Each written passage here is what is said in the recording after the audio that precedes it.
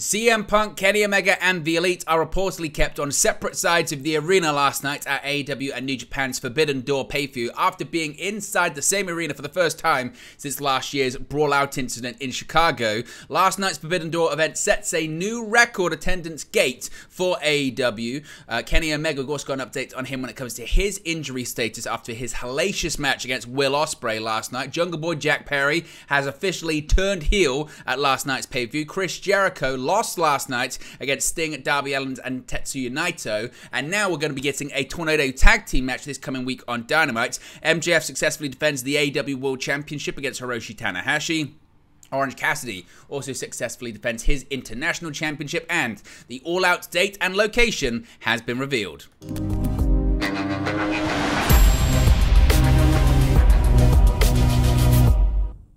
Hey guys, welcome back to Wrestling News 365. Hope everyone is doing very well. As always, there are plenty of news stories to get into in the world of All Elite Wrestling. Let's start off talking about the backstage situation last night at Forbidden Door, particularly when it pertains to CM Punk, Kenny Omega, and The Elite.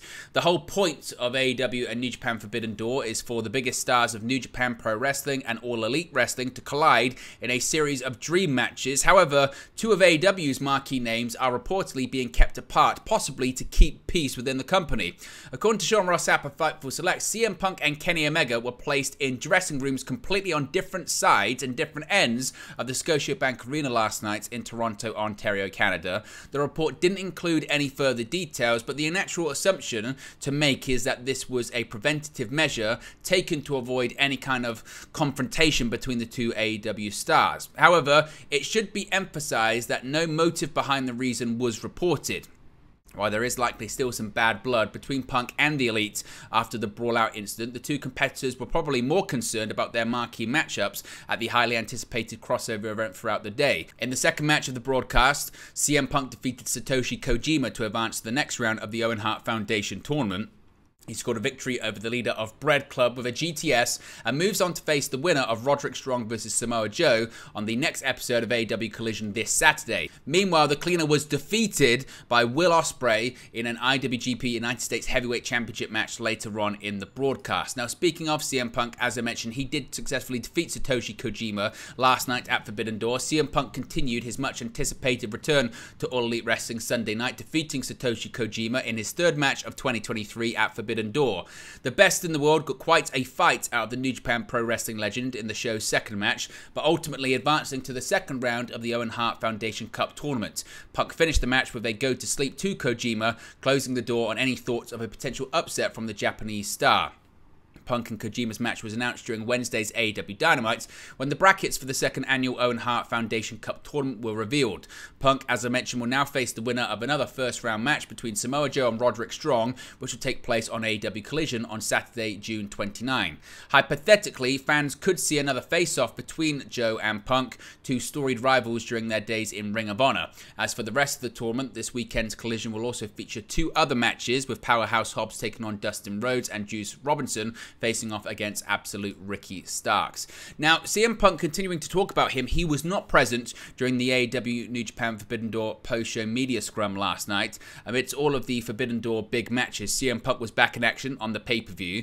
But unlike that fateful night at All Out, of course, this was the first pay-per-view that he's competed on since then. Unlike that fateful night, CM Punk was absent during the post-show media scrum. As a result, Tony Khan was asked if Punk's lack of involvement in the scrum was a conscious decision after what happened last time he attended.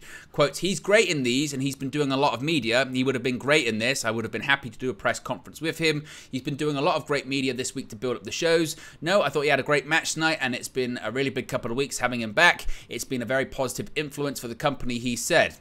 "I think he's been doing a lot of media, and I'm sure we'll get him out doing more media this week to promote the shows, and he's a big part of what's happening in AEW right now." So Tony Khan saying, no, it wasn't a case of what happened last time, it's just a case of he wasn't needed for that media scrum in particular. Now, when CM Punk made a surprise appearance on AEW Dynamite last Wednesday in his hometown of Chicago, Illinois, the former AEW World Champion who returned to All Elite Wrestling on the premiere of AEW Collision last weekend, following a lengthy spell on the sidelines through injury, said that he was a Collision guy and wasn't supposed to be on the Wednesday night show.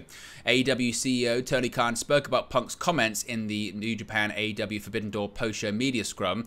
Quote, "It made so much sense with the show being in Chicago for CM Punk to make an appearance on Dynamite," Khan said. "He's been featured on Collision, and I think we have stars that have been featured regularly on the shows, but you never know who's going to show up on different shows. The spontaneity of it was very cool. Obviously, the show did very well. The rating was up significantly this week. It did really well, and I thought having that early in the show was something to show people that this is going to be an exciting night. There was a lot of cool stuff on the show. And as we approach Forbidden Door, of course, CM Punk has been big on Collision, but I also wanted to bring him back to Dynamite in front of the Chicago crowd and show the fans that, first of all, like I've said, there's no hard roster splits, and that's why he came and he made the reference, which was great. It was a cool moment. I thought it got people talking, and you never know where you're going to see him." So he said that it was just a case of because he was in Chicago, that's why they decided to have him appear on AEW Dynamite last week.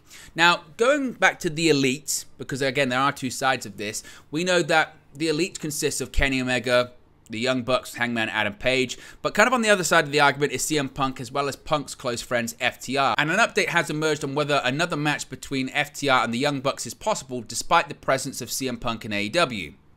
During the Forbidden Door post-show media scrum, Tony Khan described CM Punk as a positive influence on the company. A positive influence he may be, however, there's still some way to go before all fences are mended backstage. With CM Punk and the Elite all at the Scotiabank Arena, it had been previously reported that the Elite and Punk were put on completely different sides of the building. Punk also went on record in his recent interview with ESPN saying that he had attempted to contact members of the Elite after All Out, but the response was letters from attorneys telling him not to. As for the fans, there was a distinct divide in reaction to Punk in his match that would see him progress in the Owen Hart Foundation tournament with a victory over Satoshi Kojima. The divide in support naturally extends backstage too, with FTR falling on the CM Punk side of the dynamic. As previously reported, however, FTR and the Elite seem to have resolved any issues that may have arisen. Dave Meltzer would further address the possibility of FTR and the Young Bucks working together on Wrestling Observer Radio, saying, quote, "FTR and Omega, the Young Bucks, they're all fine. Some people think it's like this divide with Punk and FTR against these guys. With Punk, there's still fence mending that needs to be done for them to work together and everything like that. It could happen, it may not happen, time will tell. But with FTR, it's fine. There's nothing at all that would hold up if they wanted to do a tag team title program at some point, you know, hypothetically tomorrow. Everyone's cool with that. FTR worked really hard on that too. They went out of their way to get that done. There was stuff there, of course, but it was not really as bad of an issue as it all was with Punk. It was much easier to mend, so that's all taken care of." So Dave Meltzer suggested that actually the issues are only really between CM Punk and the Elite and not associates of CM Punk as well. Now, last night's Forbidden Door show broke a record for All Elite Wrestling. AEW President Tony Khan revealed on Twitter that the Forbidden Door show at the Scotiabank Arena in Toronto was the biggest live gate in the history of AEW. During the show, Khan announced on Twitter that the event, which was co-promoted with Japan's New Japan Pro Wrestling promotion, had a gate of $1.2 million, which he claimed was in the top 3 of the biggest live gates in history of pro wrestling in Canada. Quote, "Tonight, Forbidden Door in Toronto is officially the biggest live gate in AEW history at about $1.2 million, and it's one of the top 3 biggest live gates in the history of pro wrestling in Canada," said Tony Khan. The main event of the show was a dream match in the making for years as Bryan Danielson and Kazuchika Okada locked horns for the first time, and the former emerged victorious.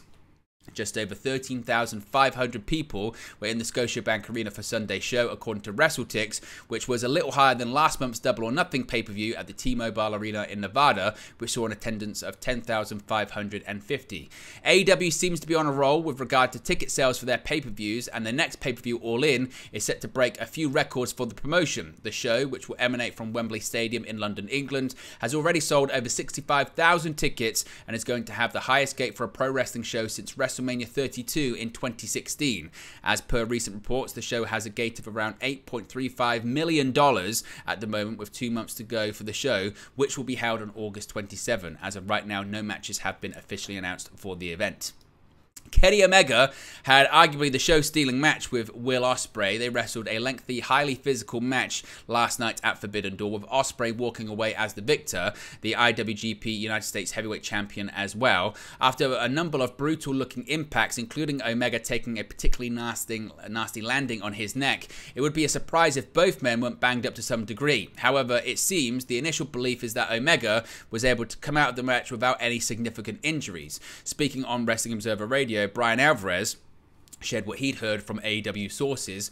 Quote, "For those wondering, the word is that Kenny is okay," Alvarez says, "but I don't know if he's been checked out. I don't know if he's gotten x-rays. I mean, there have been many times where guys have taken bumps. They have decided they're okay, and it turns out there's a break or something. I would have that checked out because that was brutal, right? That tiger driver on his neck."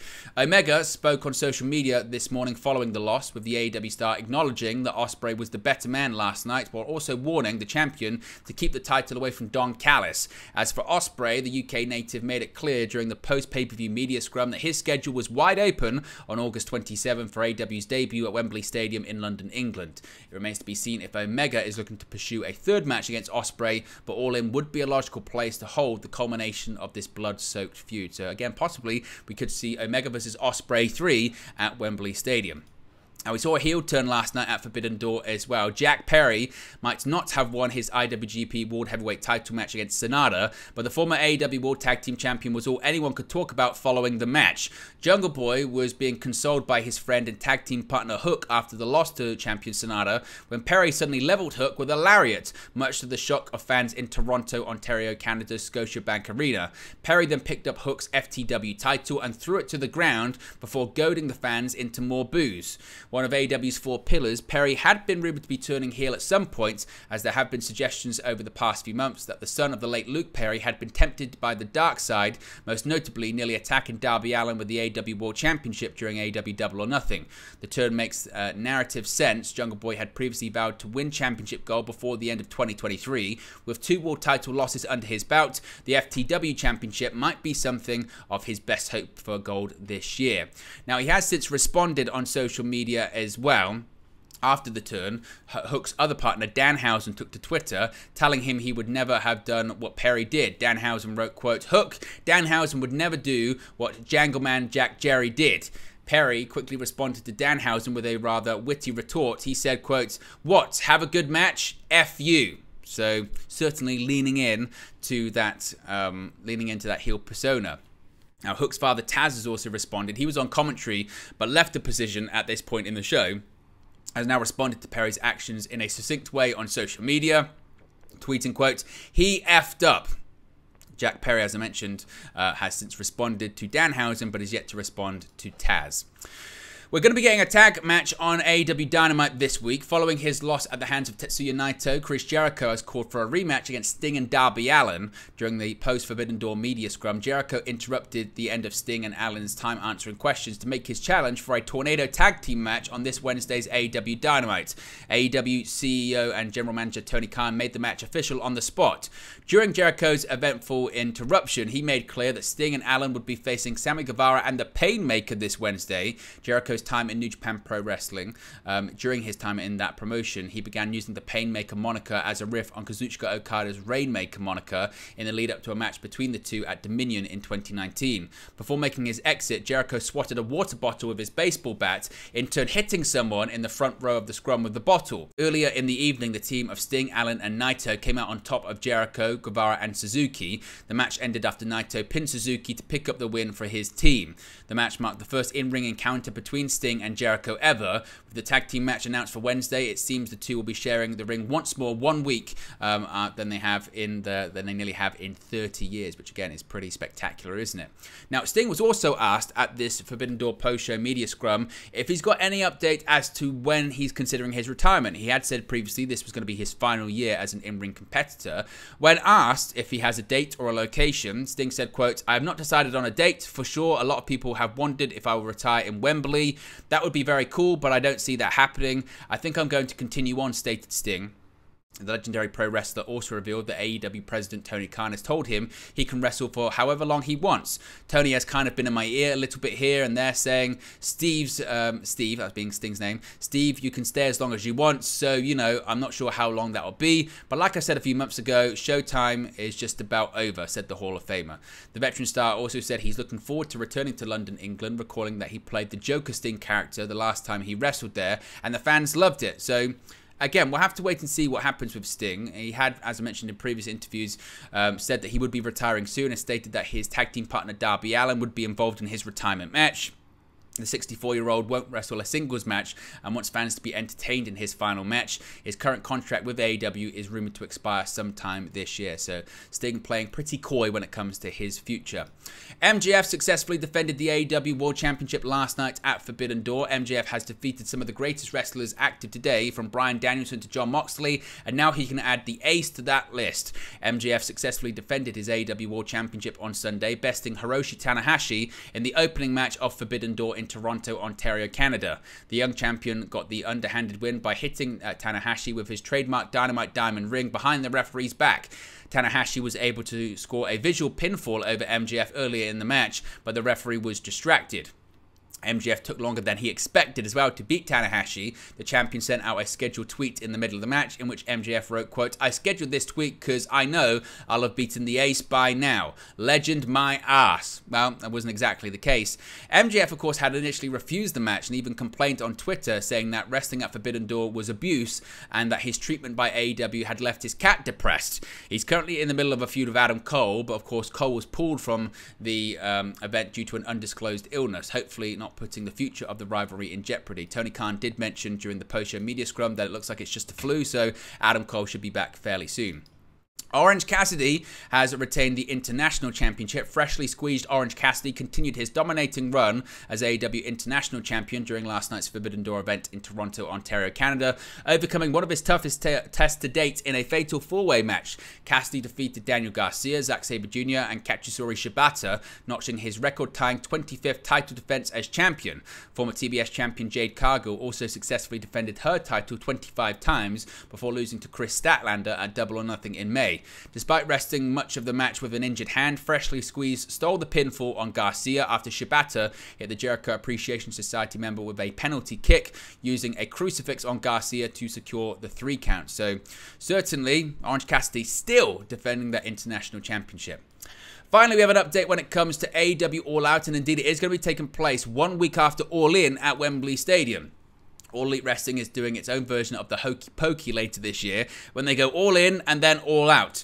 During the broadcast of Forbidden Door, AEW announced that the company will be returning to the Chicagoland area when they present All Out at the United Center on September 3rd. Before that, AEW will return to the arena that birthed it, Hoffman Estates Now Arena, on August 30, before AEW Collision returns to the United Center on September 2nd. No word on when tickets will go on sale for the trio of events. The announcement ends speculation that AEW was not going to be holding All Out, as there has already been this year's All In event set to be held at London's Wembley Stadium just a week before All Out's traditional weekend. All In has already sold over 60,000 tickets for the August 27 event, and there's still no word on how the show will be broadcast, whether it be streaming or on traditional pay-per-view. It's shaping up to be a busy end of August / start of September for AEW. Although Tony Khan did hint that we should have some information on how we can watch All In very, very soon. But there you go, guys. It's the latest AEW news for you. Be sure to smash a like on the like button. Be sure to subscribe bottom right-hand corner. Let me know your thoughts, as always, in the comment section below. And I'll speak to you again very, very soon. Hey guys, thank you for watching, listening, streaming, or however you come across this video today. Be sure to click on the video on the right there to watch our next video, or click the bottom there to subscribe, or the bottom right hand corner. Thank you very much, and I'll speak to you again very soon.